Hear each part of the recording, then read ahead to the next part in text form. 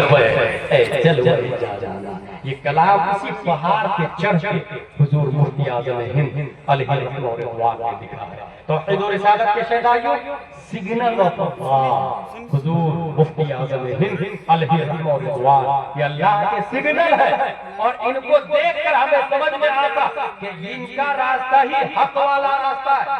अब हो सकता है आपके सामने कोई वहाबी देवबंदी आगे कहे ये सिग्नल ऑफ इस्लाम कैसे, तो उसको कहिएगा तुमने हाईवे नहीं देखा? ये जो 22 से हाईवे जाता दो अब्दाल कोला होते हुए मालदा की तरफ, कलकत्ता की तरफ, उस पर लिखा रहता अब यहाँ से 200 किलोमीटर राइट में लीजिए, अब यहाँ से 150 किलोमीटर लेफ्ट में लीजिए, अब यहाँ से 100 किलोमीटर सीधा जाने दीजिए।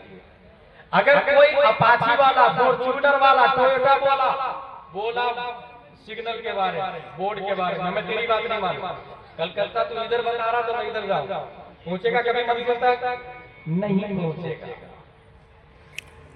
अल्लाह तबारक व तआला ने इंसान को चलने के लिए एक हाईवे बनाया। उस हाईवे का नाम है IH, एक होता है SH state highway, national highway, international highway, IH Islamic highway. और कुरान शरीफ में आया इहदिना सिरातल मुस्तकीम, इस्लामिक हाईवे को कुरान ने सिरातल मुस्तकीम कहा। सवाल ये है परवरदिगार आलम, ये 22 से मालदा कलकत्ता का रास्ता बगैर मटेरियल के हम चल नहीं सकते। मटेरियल डाबर सरिया सीमेंट पत्थर से बना हुआ, बगैर सिग्नल के हम चल नहीं सकते, बगैर एरो के हम चल नहीं सकते, बगैर रहबर के हम चल नहीं सकते, बगैर रम्ज के हम चल नहीं सकते, बगैर इशारे के चल नहीं सकते, बगैर नसूख के चल नहीं सकते। तेरा इस्लाम तो दिखता ही नहीं है, तो तेरे इस्लाम पे हम चलेंगे कैसे? परवरदिगार आलम ने दफा दखले मुक़द्दस के तहत इस्लामिक हाईवे के दोनों किनारे सिग्नल लगाना शुरू किया। और 80 हिजरी में साबित की पीठ से एक बच्चा पैदा किया।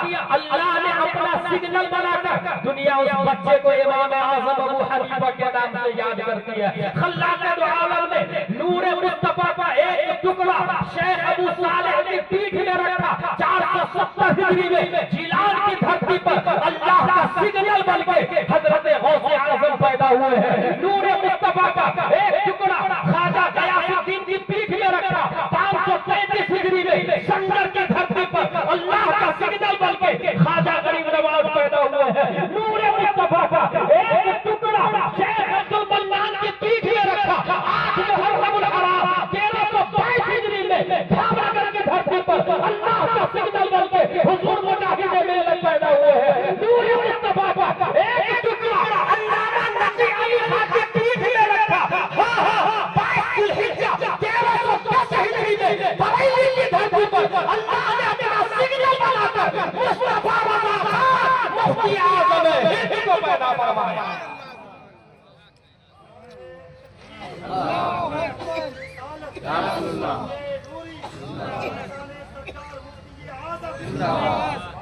मेरे भाई, ये अल्लाह के सिग्नल है।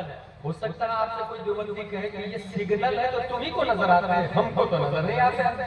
तब उसका जवाब दीजिएगा, अगर तुम रात में मालदा जाओ तो ये सिग्नल उसी वक्त दिखेगा जब तुम्हारे टोयोटा में लाइट हो, फॉर्च्यूनर में लाइट हो, अल्टो में लाइट हो, स्प्लेंडर डीलक्स अपाची में लाइट होगी, तब वो सिग्नल नजर आए। पता ये चला मुफ्ती आज़म हिंद अल्लाह के सिग्नल है।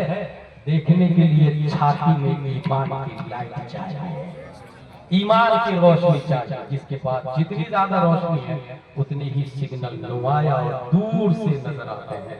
अल्लाह तबारक व तआला ने मुफ्ती आज़म हिंद को सिर्फ आलिम नहीं बल्कि आशिक भी बनाया है। वो बहुत बड़े आशिक रसूल है। और इश्क में और इल्म में फर्क होता है।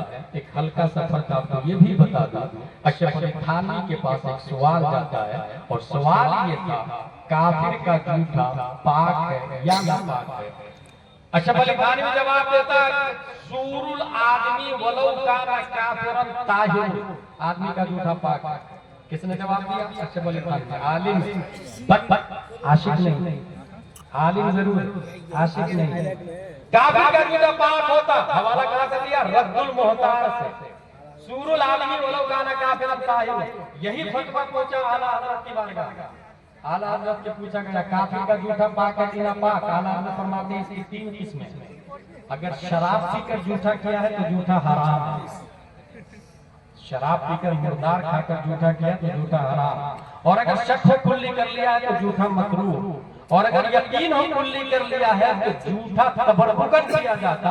और काफिर काबिल तबर्रुक नहीं है, काफिर काबिल तबर्रुक नहीं है, इसलिए काफिर का जूठा नहीं पीना चाहिए। वो आलिम, ये आशिक है, ये आशिक है। इसी तरीके से आला हजरत जाते जाते वसीयत लिखते हैं, मेरे इंतकाल के बाद फिरनी फातिया किया जाए, कबाब फातिया किया जाए। देवबंदियों ने खूब उड़ाया, मरने के बाद भी खाने पीने की फिक्र है, फिरनी और कबाब की बात करके जाना।